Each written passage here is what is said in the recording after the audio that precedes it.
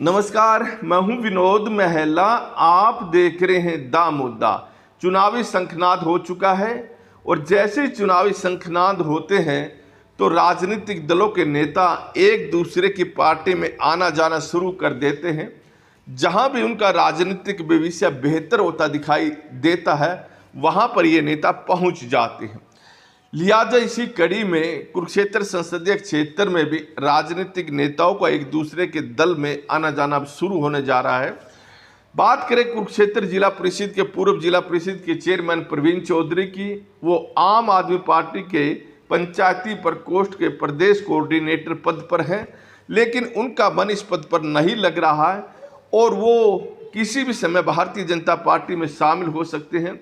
प्रवीण चौधरी की जो अंदरूनी बात है मुख्यमंत्री नायब सिंह सैनी से हो चुकी है और पिछले कई महीनों से प्रवीण चौधरी भारतीय जनता पार्टी के जो दरवाजे हैं उनको खटखटा रहे हैं कि वो आपके घर में यानी भारतीय जनता पार्टी में आना चाहते हैं और भारतीय जनता पार्टी भी उन्हें अपनी पार्टी में शामिल करना चाह रही है।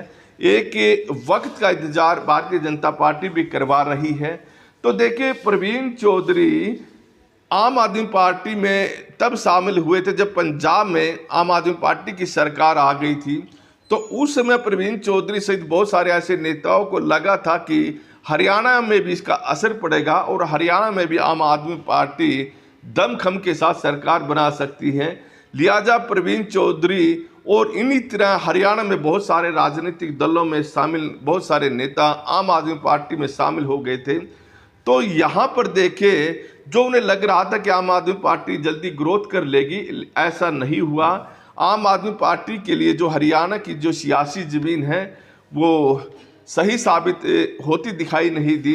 लिहाजा बहुत सारे नेताओं ने आम आदमी पार्टी छोड़ी, या तो फिर वो कांग्रेस में चले गए या भारतीय जनता पार्टी या फिर एनसीपी में चले गए। जहाँ तक की बात करें, आम आदमी पार्टी ने प्रवीण चौधरी को पहले नॉर्थ हरियाणा का जोन का इंचार्ज बनाया था और उसके बाद उनको पंचायती प्रकोष्ठ हरियाणा का कोऑर्डिनेटर बनाया था। लेकिन प्रवीण चौधरी का यहाँ दिल नहीं लगा और वो काफ़ी समय से अपने घर में बैठे थे, इंतजार में थे कि वो अपना राजनीतिक भविष्य आगे कौन सी पार्टी में देखे। लिहाजा आम आदमी पार्टी ने भी उनको मनाने का प्रयास नहीं किया, ऐसी जानकारी आ रही है। और प्रवीण चौधरी आम आदमी पार्टी के जो कार्यक्रम होते रहे हैं उनमें दिखाई नहीं दिए। तो लग रहा था कि प्रवीण चौधरी किसी भी समय आम आदमी पार्टी छोड़ सकते हैं और अब ये जानकारी मिल रही है कि वो किसी भी समय भारतीय जनता पार्टी में शामिल हो सकते हैं। जहाँ तक की बात करें, प्रवीण चौधरी जिला परिषद के चेयरमैन 2009 से 2014 तक रहे, बेहतर कार्य किया। उन्होंने 4-5 बार जो बेस्ट अवार्ड मिला है जिला परिषद के चेयरमैन में, जो जिला परिषद कुरुक्षेत्र ने बेहतर कार्य किया उसके लिए उन्हें अवार्ड भी मिले हैं।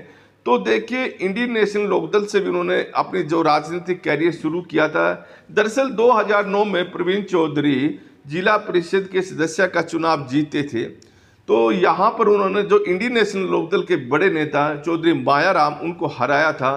तो उसके बाद जब चेयरमैन बनाने की बात आई, इंडियन नेशनल लोकदल के पास इतने आंकड़े नहीं थे कि वो जिला परिषद का चेयरमैन अपना बना ले, तो कांग्रेस के पास भी आंकड़े नहीं थे। दोनों दल या प्रयास कर रहे थे कि उनकी पार्टी का जिला परिषद का चेयरमैन बने, लेकिन आंकड़े किसी के पास नहीं थे। प्रवीण चौधरी के साथ सेटिंग हुई। बात करें तो इंडियन नेशनल लोकदल ने उस पर डोरे डाले और प्रवीण चौधरी के पास 3-4 ऐसी वोटें थी, अगर वो इंडियन नेशनल लोकदल से मिलती तो इंडियन नेशनल लोकदल का चेयरमैन बनता और इंडियन नेशनल लोकदल ने वही किया, प्रवीण चौधरी को अपना चेयरमैन का चेहरा बनाया। तो उस समय बात करें, रामकरण काला जो जिला परिषद के सदस्य थे, उनकी पत्नी भी जिला परिषद की सदस्य थी। और तो देखिए, अगर ये दोनों वोट इंडियन नेशनल लोकदल के पास आती है, प्रवीण चौधरी के साथ भी उनकी अच्छी सेटिंग थी, तो निश्चित तौर पर वो जिला परिषद के चेयरमैन बन रहे थे। रामकरण काला से बातचीत हुई। रामकरण काला ने कहा था कि वो इंडियन नेशनल लोकदल के इस चेहरे को यानी प्रवीण चौधरी को वोट दे सकते हैं, बस शर्त यही है कि उन्हें पार्टी शाहबाद विधानसभा से टिकट दे। Indian national Lokdal supremo Om Prakash Chautala ने उनसे वादा किया कि 2014 में शाहबाद विधानसभा से उनको टिकट दी जाएगी, तो वादा पूरा भी किया, रामकरण काला को टिकट भी दिया। खैर, प्रवीण चौधरी जिला परिषद के चेयरमैन बन गए थे। उसके बाद देखिए, इंडियन नेशनल लोकदल की वो गतिविधियों में शामिल होते रहे, लेकिन उनका मन कहीं ना कहीं इस पार्टी में नहीं लग रहा था।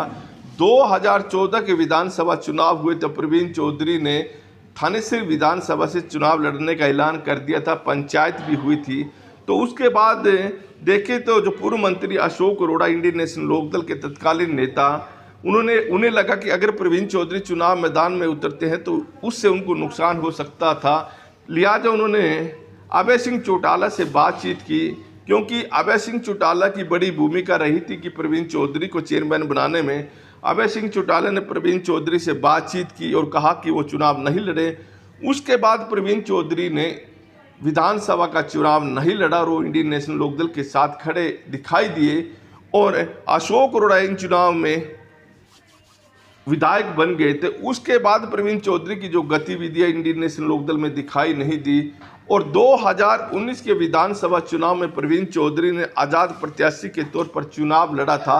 12,000 के आसपास उन्हें वोट मिली थी, लेकिन उसके बाद उनकी जो राजनीतिक गतिविधियां हैं वो बड़ी कम हो गई थी और उसके बाद वो आम आदमी पार्टी में शामिल हो गए थे।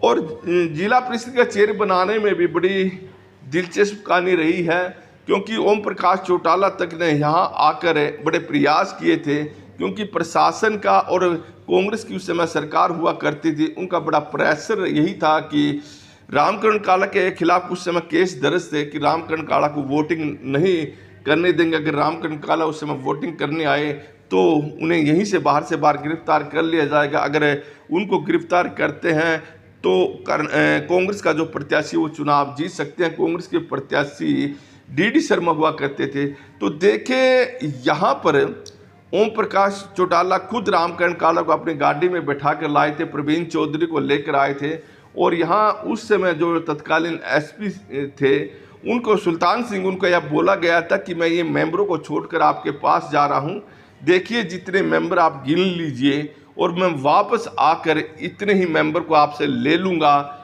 और ओम प्रकाश चौटाला ने यहाँ तक कहा था कि हम कानून बनाते हैं, कानून बनाने वाले हैं, हम कानून तोड़ने वाले नहीं हैं। और वहाँ का जो दृश्य था बड़ा गजब का था उस समय। और उससे पहले 2-3 बार जिला परिषद के चेयरमैन की डेट रखी गई थी, तो वो लेकिन वो डेट कैंसिल होती रही थी और कहा यह जा रहा था कि कांग्रेस की सरकार है, उसके दबाव में ये सब काम हो रहा है। तो उस समय भी एक खबरें भी खूब छपी थी और प्रशासन अधिकारियों ने दावा किया था, बड़े बैरियर लगा दिए थे जिला पंचायत घर के आसपास कि चिड़िया भी पर नहीं मारेगी। लेकिन जब पूर्व मुख्यमंत्री ओम प्रकाश चौटाला अपने काफिले के साथ आगे बढ़े तो ये तमाम बैरियर टूटते भी गए थे।